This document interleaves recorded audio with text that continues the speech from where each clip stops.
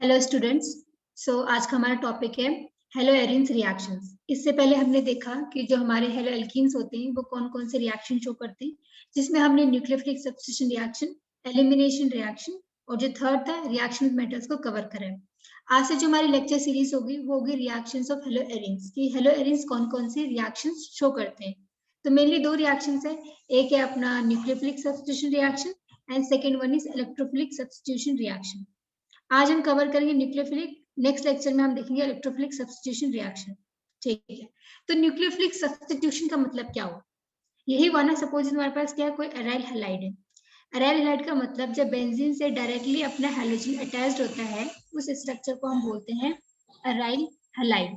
ठीक है, अब यहाँ पे क्या होगा, अगर यहाँ पे न्यूक्लियोफिलिक सब्स्टिट्यूशन रिएक्शन होगा तो अपना ये जो हैलोजन है, कार्बन हैलोजन बॉन्ड ब्रेक होगा, जो अपना हैलोजन है वो as X minus good leaving group निकलेगा और हमारा जो न्यूक्लियोफाइल है इस कार्बन सेंटर पे अटैक करेगा और कार्बन न्यूक्लियोफाइल का बॉन्ड बनेगा। तो इज इट पॉसिबल, क्या यहाँ पे पॉसिबल है कि ये एराइल हैलाइड न्यूक्लियोफिलिक सब्स्टिट्यूशन को रिएक्शन शो करे?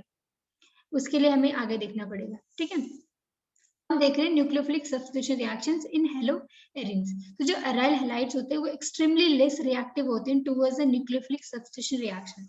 मतलब कि जो हमारे एराइल हैलाइड्स होते हैं नॉर्मल कंडीशन में वो न्यूक्लियोफिलिक सब्स्टिट्यूशन रिएक्शन नहीं देते। क्यों नहीं देते? उसके कुछ रीजंस हैं।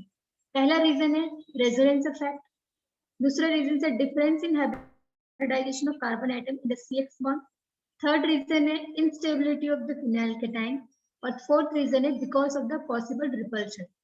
अब हम इन हर एक पॉइंट को अच्छे से समझेंगे कि रेजोनेंस इफेक्ट क्या होता है, उसकी वजह से क्यों नहीं हो रहा है न्यूक्लियोफिलिक सब्स्टिट्यूशन रिएक्शन, ये फिनाइल केटाइन स्टेबल क्यों नहीं है, ये किन के बीच में रिपल्शन हो रहा है। इन सारे पॉइंट को हम एक एक करके समझते हैं।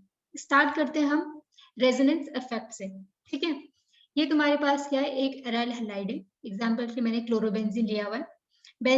इस क्लोरोबेंजीन पे तुम्हें पता है जो क्लोरीन है इस पे क्या 3 इलेक्ट्रॉन पेयर्स है। ठीक है, जो क्या है डीलोकलाइज हो सकते हैं। मतलब डीलोकलाइज का मतलब ये होता है कि ये आगे आगे जो है फर्दर इन्वॉल्व हो सकते हैं पाई बॉन्डिंग में। ठीक है, देखो तो ये तुम्हारे पास क्लोरोबेंजीन है, हमें दिख रहा है कि क्लोरीन के ऊपर क्या इलेक्ट्रॉन पेयर्स है। तो क्या करेगा, ये इलेक्ट्रॉन पेयर को इस कार्बन और क्लोरीन के पाई बॉन्ड बनाने में हेल्प करेगा। ठीक है, अगर यहाँ पे ये इलेक्ट्रॉन पेयर को डोनेट करेगा तो यहाँ पे कार्बन और क्लोरीन का क्या बनेगा, डबल बॉन्ड बनेगा। तो कार्बन पे टोटल कितने बॉन्ड हो जाएंगे, 5, 2 यहाँ पे 3 4 5। कार्बन पे कितने स्टेबल होते हैं, कितने बॉन्ड बनाते हैं कार्बन, 4 बॉन्डेड बनाते हैं। उसके लिए कार्बन को यहाँ का पाई बॉन्ड ब्रेक करना पड़ेगा। तो यहाँ का पाई बॉन्ड ब्रेक करेगा तो इस वाले कार्बन पे क्या आएगा, नेगेटिव साइन आएगा। क्या आएगा, नेगेटिव साइन आएगा। ठीक है, देखो ये बनेगा ये। ठीक है, तो यहाँ पे हमारा नेगेटिव साइन आ गया, मतलब जो पाई बॉन्डेड इलेक्ट्रॉन थे अब वो इस कार्बन पे लोकलाइज हो गए, इस कार्बन पे आ गए हो। ठीक है, और यहाँ पे कार्बन और क्लोरीन का डबल बॉन्ड बन गया। क्लोरीन के ऊपर पॉजिटिव चार्ज इसलिए है क्योंकि इसने अपने इलेक्ट्रॉन को पाई बॉन्ड के लिए डोनेट कर दिया। ठीक है, ये जो स्ट्रक्चर है इन स्ट्रक्चर्स को हम बोलते हैं रेजोनेटिंग स्ट्रक्चर। ठीक है, अब नेक्स्ट क्या होगा, यहाँ पे जो पाई बॉन्डेड इलेक्ट्रॉन थे वो क्या करेगा, इस कार्बन के साथ पाई बॉन्ड में हेल्प करेगा और यहाँ के जो पाई बॉन्डेड इलेक्ट्रॉन थे वो इस कार्बन पे डीलोकलाइज हो जाएंगे। ठीक है, यहाँ पे माइनस साइन आ जाएगा और यहाँ पे क्या बन जाएगा, पाई बॉन्ड बन जाएगा। आगे क्या हो सकता है, फिर से ये जो यहाँ पे इस कार्बन पे जो इलेक्ट्रॉन है वो यहाँ पे क्या हो जाएगा, pi bond carbon carbon pi bond बनाने में हेल्प करेगा और यहाँ के जो पाई बॉन्डेड इलेक्ट्रॉन है वो क्या करेंगे, इस कार्बन पे आ जाएंगे। ठीक है, ये हमारा नेक्स्ट रेजोनेटिंग स्ट्रक्चर। तो इन स्ट्रक्चर्स को हम रेजोनेटिंग स्ट्रक्चर्स बोलते हैं।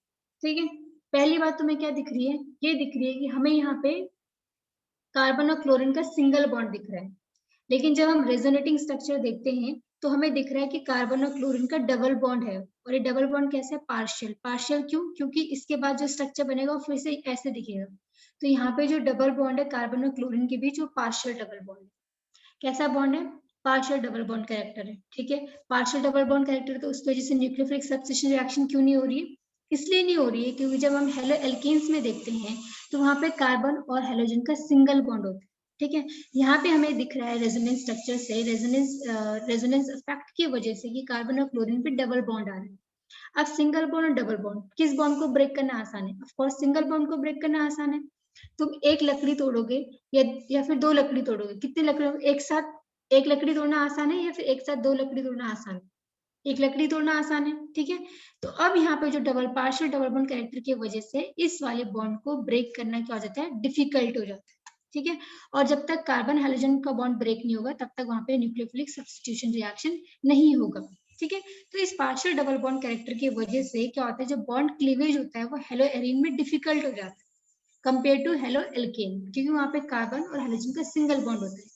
यहाँ पे पार्शियल डबल बॉन्ड कैरेक्टर आ गया, इसलिए इस बॉन्ड को ब्रेक करना मुश्किल हो जाता है। और जिस ये वन ऑफ रीजन है कि ये क्या करता है, न्यूक्लियोफिलिक सब्स्टिट्यूशन रिएक्शन नहीं दिखाता।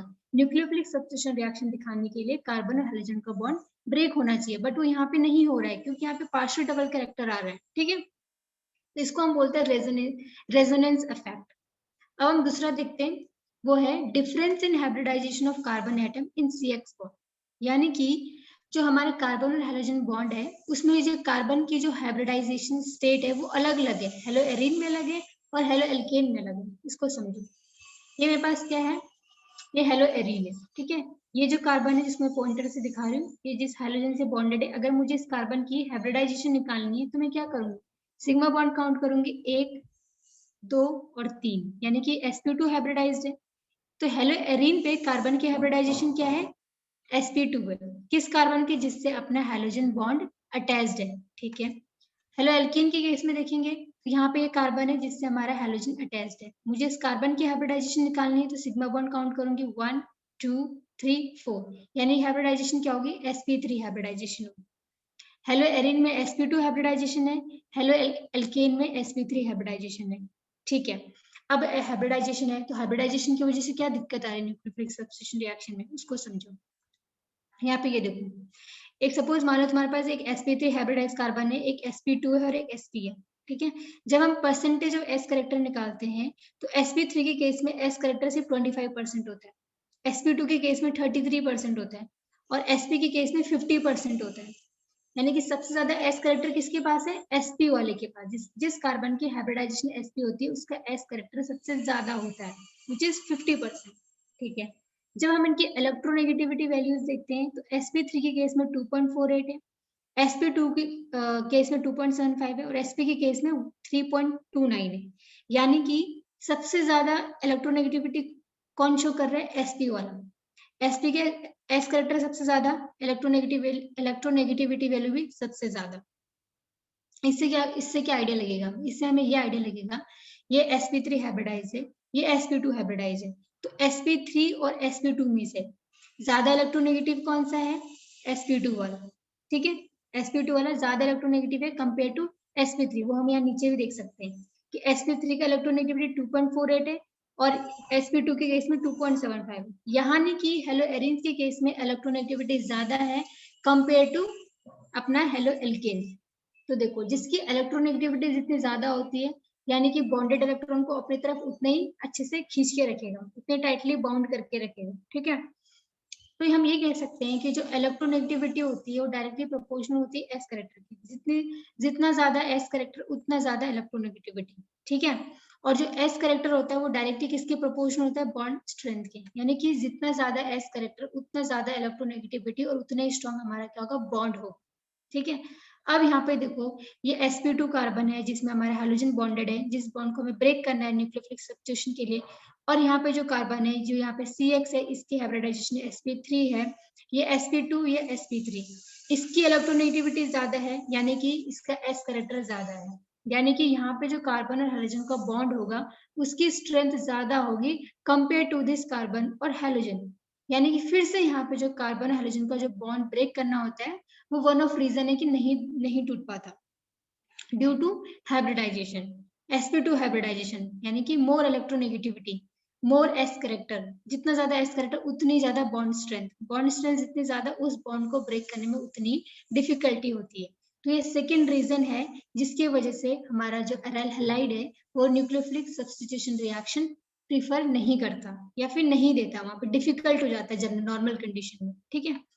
थर्ड रीजन देखते हैं, इसको अच्छे से नोट डाउन कर लेना कि जो इलेक्ट्रोनेगेटिविटी होता है वो डायरेक्टली प्रोपोर्शनल होता है एस करेक्टर के, और जो एस करेक्टर होता है वो डायरेक्टली प्रोपोर्शनल होता है बॉन्ड स्ट्रेंथ की। बॉन्ड स्ट्रेंथ जितना ज्यादा हो उस बॉन्ड को ब्रेक करना ही उतना ही मुश्किल होता है, ठीक है।